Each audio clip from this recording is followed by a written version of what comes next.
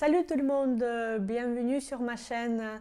Comme je l'avais promis dans ma dernière vidéo, aujourd'hui je vais parler en français. Je voudrais partager mon histoire d'apprentissage de cette belle langue et j'espère vraiment que cela vous plaira et vous apportera peut-être quelque chose de nouveau. C'est parti! Mon histoire a commencé quand j'ai choisi le français pour étudier à l'université. J'avais le choix entre l'allemand et le français, mais le français semblait plus beau. Et puis, il était beaucoup plus proche de l'italien que je voulais apprendre même quand j'avais 18 ans. J'ai décidé de continuer avec le français. Et c'était très dur, très intense, parce qu'on avait beaucoup de cours différents. Il y avait plusieurs professeurs qui nous enseignaient plusieurs aspects de la langue. Pour la grammaire, c'était un professeur. Pour la phonétique, c'était un autre. On avait beaucoup de choses à faire, même quand on n'étudiait pas. Quand j'étais chez moi, c'était l'apprentissage tout le temps, genre tout le temps. Et j'avais quelques difficultés parce que c'était une nouvelle langue et parce que avant ça, je ne pouvais pas même imaginer qu'il y a beaucoup de formes du même verbe. Par exemple, quand on dit quelque chose au passé, on peut dire je parlais, ou bien dans le futur on peut dire je parlerai. Pour moi, c'était quelque chose de nouveau parce qu'en anglais, tu ajoutes un mot et voilà, c'est le futur. Dans le passé, c'est presque la même chose, donc les mots ne changent pas beaucoup. En plus, le mode dont le français est écrit, j'avais beaucoup de difficultés à comprendre pourquoi on a 5 lettres qui ne se prononcent pas du tout. J'ai passé 3 années comme ça, en étudiant, en parlant. J'ai fini mes études finalement et je suis allée à Saint-Pétersbourg parce qu'il y avait beaucoup plus d'opportunités pour moi pour trouver un travail, pour visiter d'autres endroits où je pouvais pratiquer mon français. Et j'ai trouvé beaucoup de gens qui étaient très passionnés d'apprentissage des langues étrangères aussi. Je lisais tout le temps, je parlais avec les gens qui apprenaient le français comme moi, même avec quelques natifs aussi. C'était très très important pour moi, pour ne pas perdre les mots et la grammaire que j'avais. Et en Géorgie, je dois dire, il y a beaucoup de gens qui aiment le français, qui le parlent assez bien, même les gens qui viennent à ce club de conversation, ils ont le niveau C1 minimum.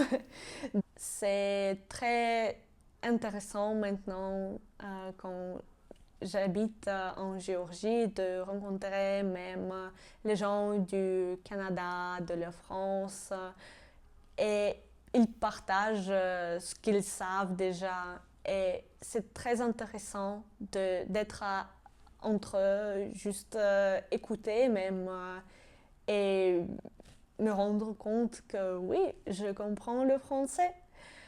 Puis j'ai décidé de changer de travail et j'ai trouvé un travail ici en Géorgie.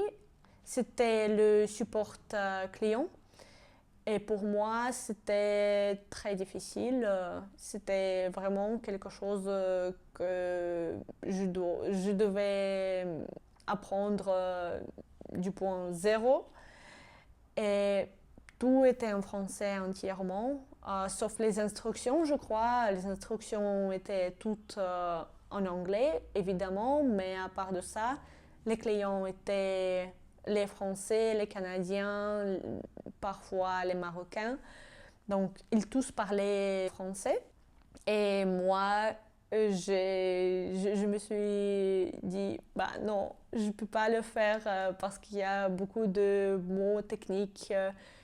En ce moment-là, je ne savais même pas comment dire redémarrer l'appareil ou vérifier la version du système d'exploitation. Ce n'était pas le vocabulaire que j'ai appris à l'université, voilà. Ça m'a poussé d'élargir mon vocabulaire, de demander comment ça se prononce ou comment on utilise tel ou tel mot. Ça m'a aidé beaucoup. Et après ça, j'ai senti que je peux parler avec n'importe quelle personne. Je peux même persuader quelqu'un d'acheter un produit sans aucun problème, entièrement en français. Et après ce travail, j'ai décidé d'en trouver un autre. J'étais à l'entretien d'embauche et je me souviens que le mec testait mes connaissances générales, comment je parle, comment je me comporte. Et à certains moments, il a dit combien d'années est-ce que vous avez passé en France?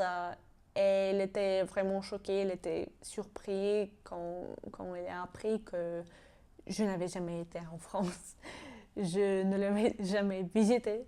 Pourtant, c'est mon rêve, bien sûr, je voudrais y aller juste pour voir, pour finalement être entourée des gens qui parlent français. C'est le but.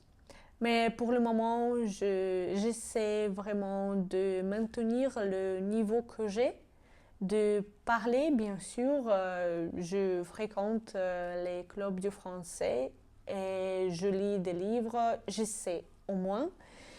Mais du coup, c'est difficile parce que je dois maintenir plusieurs langues, donc il faut trouver le temps pour le français. Et c'est parfois vraiment difficile.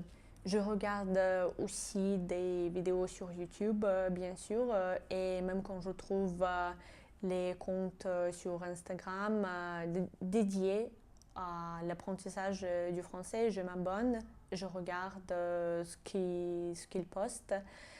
Et en plus, j'ai décidé d'apprendre la langue avec les séries télévisées sur Netflix et ça m'aide beaucoup. Si c'est une série américaine, c'est plus efficace pour moi de la voir en français. Merci d'avoir regardé cette vidéo jusqu'à la fin. Dans ma prochaine vidéo, je vous parlerai de mon histoire avec l'italien. Je partagerai comment je l'ai appris et je donnerai aussi quelques conseils qui peuvent vous aider. Et si ça vous intéresse, n'hésitez pas à vous abonner et activer la cloche pour ne pas perdre cette vidéo. À très bientôt!